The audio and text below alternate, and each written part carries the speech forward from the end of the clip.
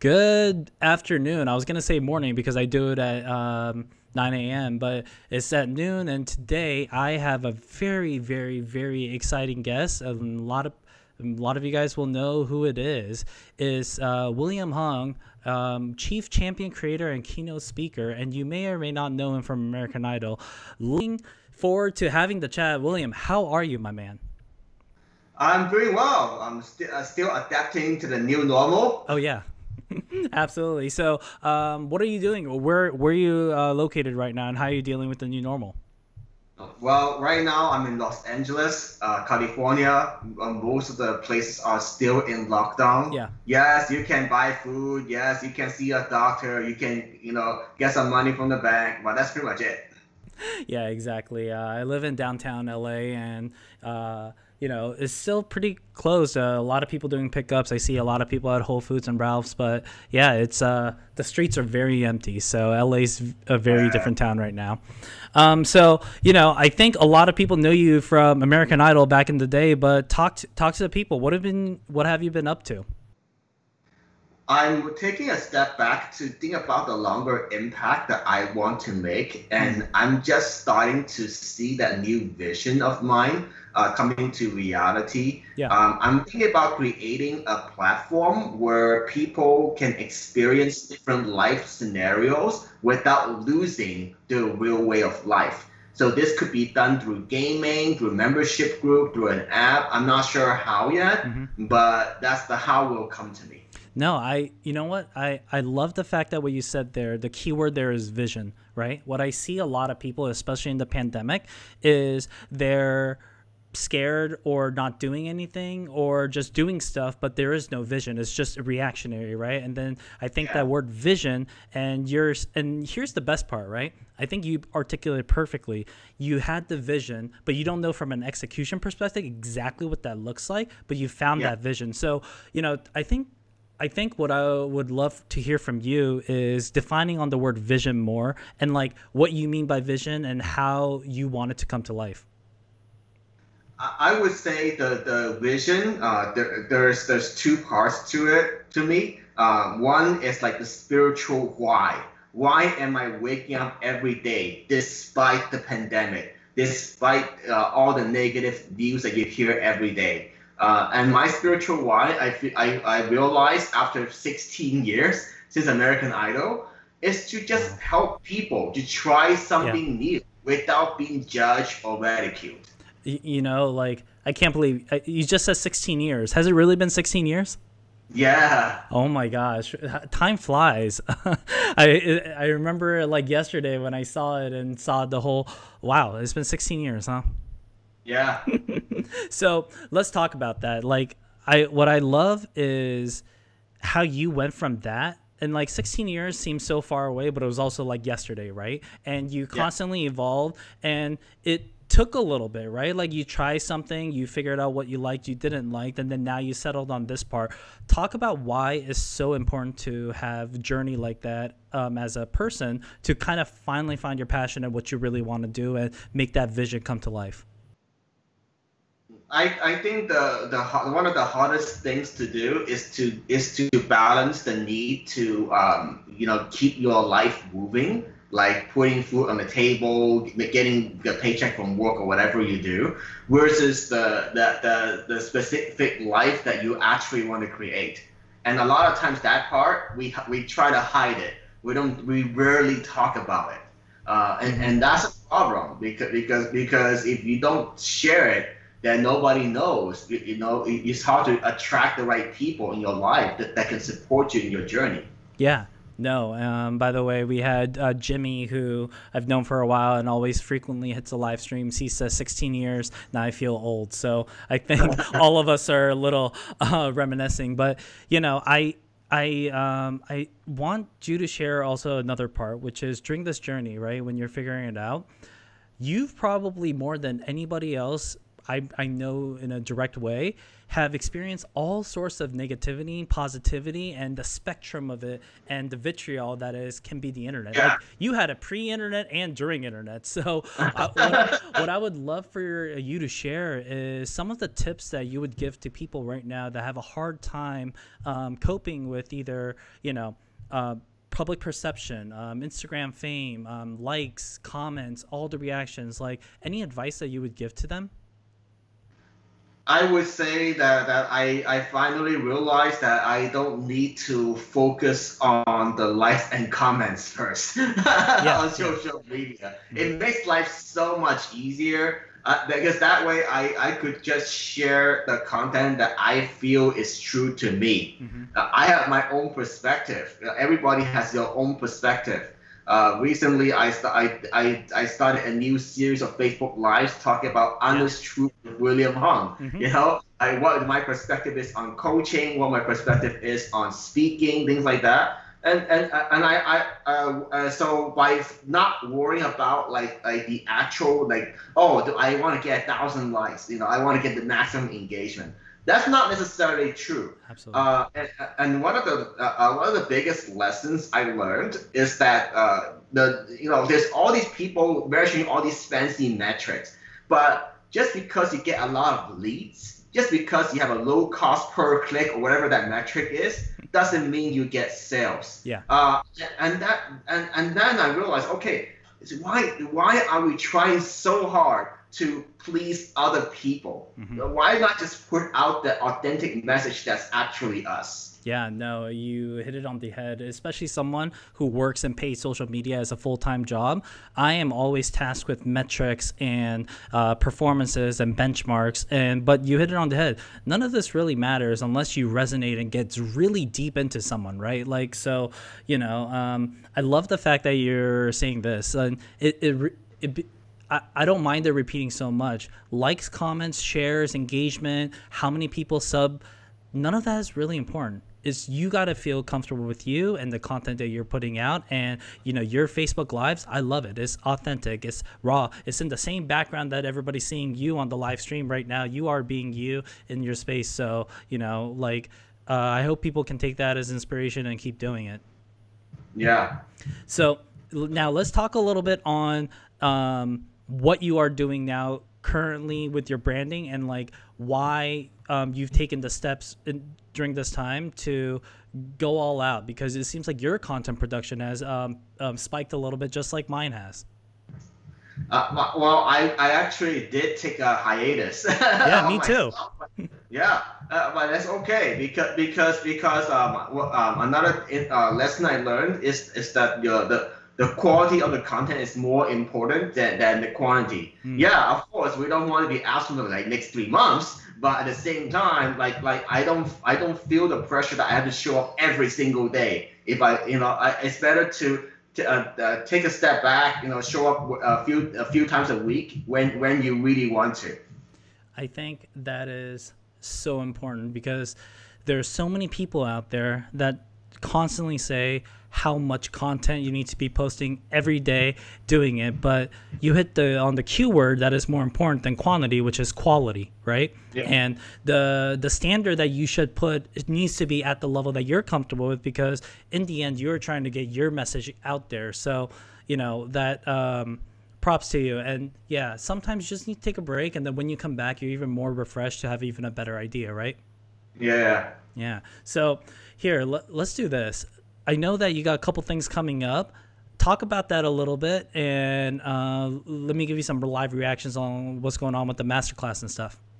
Oh yeah, absolutely. So one of the projects I've been working on is a masterclass on how people can turn their uncertainty to their advantage. My next one is on May 30th. It is a free masterclass. You can reach out to me directly through my website, willhung.com, or through Facebook. Those are the platforms I primarily use. And then I'll give you the link. It's very easy. So that's what I've been working on. And the reason I feel so passionate about it is because I struggle to find my own drive.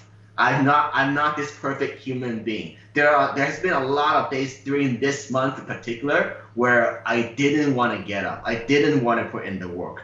But once I figure out, like some of the things you mentioned earlier, the importance of having a vision, the importance of like figuring out the why within yourself.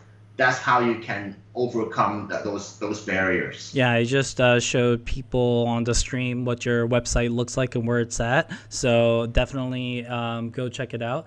And I love the fact, like, classes like this, and not even classes, messaging like this to the people right now is so crucial in my opinion. And I think, there are people that, I mean, we see classes all the time, but why I was so honored and still an honor to have you on the guest and have you share all this is I really think it's not stated enough of the things that you went through from American Idol to now. And yes. I don't think people understand. Like, actually, you know what? Why don't you give us, if you don't mind sharing, some examples of like some of the hateful comments that you heard about you or something about your, and like just share with people what that would have been. Of course, I don't mind it. I mean, like the most common ones I get where like William Hung portrays the biggest Asian stereotypes, and then the one that says like William Hung committed suicide due to heroin overdose. Ugh. That's the one that pushed me over the edge. Yeah. Because what people might not know is like, why did I go forward with the entertainment career even though I don't have the best talent? And the answer is that I need to take control of the narrative. Mm-hmm. It was the only way I knew that I could find a platform to share my version of the story with the world. The controlling the narrative is so important, and like you really, like, I think in marketing, I'll go on a little side and get back to kind of the point I want to make. In marketing, a lot of times what companies say is that you need to let your customers decide what your brand is. From a sales perspective and maybe your next product, sure, I can see that. But what you can't ever do is let the customers control the narrative of your brand or what you stand for. And I think you're absolutely right. It doesn't matter what people say about you. Like, sure, there are things, and yeah, you hear it, and it's gonna make you sad or it's gonna make you awful. But what you did is like, no, I'm controlling the narrative. It is my life, my career, my vision, and you went straight forward. So, like and then here, let's go on a positive note. What are some of the good things that you heard that kept you going, and then that really made you be like, you know what? Like, I am impacting a lot of people, and this is something I want to keep doing. Absolutely. I would say I'm very grateful for all my fans that's still supporting me to this day. Mm-hmm. They would say that, oh my God, William, you're so inspirational. You're my hero. Like when I hear those kind of comments, sometimes in life, Tony, it's not about like necessarily like getting everybody to like you. Yeah. But when people walk up to me and give me hugs after I do a live talk, or they feel like they told me like, oh my God, you changed my perspective, you just saved my career. That's when I know I'm making a difference. It's it's so funny. I know you did a couple TED Talks. Talk about that, and just what was the reaction like when you share your story on a stage like that? I'm sure a lot of those people are like, oh, wow, I didn't know what he was doing, and now he's on stage. So how was that experience like? It was amazing. Especially the second TEDx talk I did last year for Chula Vista in San Diego. It was one of the most amazing experiences in my life. I remember after I finished delivering the speech, I cried tears of joy, standing in the red circle. And I was thinking, how come I'm not doing more of that? No, I love that there was a moment, right? Like what every entrepreneur, everyone with a vision always has a moment that they can go back to where it started something. It looks like that was the moment for you, huh? Yeah. Yeah. No, what I think I absolutely love is that a lot of people sometimes shy away from what made them famous, right? So your moment on American Idol wasn't like Kelly Clarkson who won the thing, right? It was in a different way. And yes, you have never shied away from that, right? You have never shied away. I was on American Idol. That was me. Like, And I love that. Why do you think some people, however, though, like actually, this is a two-part question. You talked about controlling the narrative, right? A lot of people want to control the Yes. narrative by hiding stuff that they think are potentially detrimental or like something that they're not proud of. You went the other way. Everything is out there, but you owned up to it, and that's how you control the narrative. So walk us through what I'm sure you've heard this in like coaching and people ask, like, what would you recommend to people that want to like hide certain things and then only embellish certain things? Like, what is the best way for you to control the narrative? I would say come from a place to always help others. Mm. So I'm not saying that you share every gritty detail. I didn't do my laundry this week. Yeah, yeah.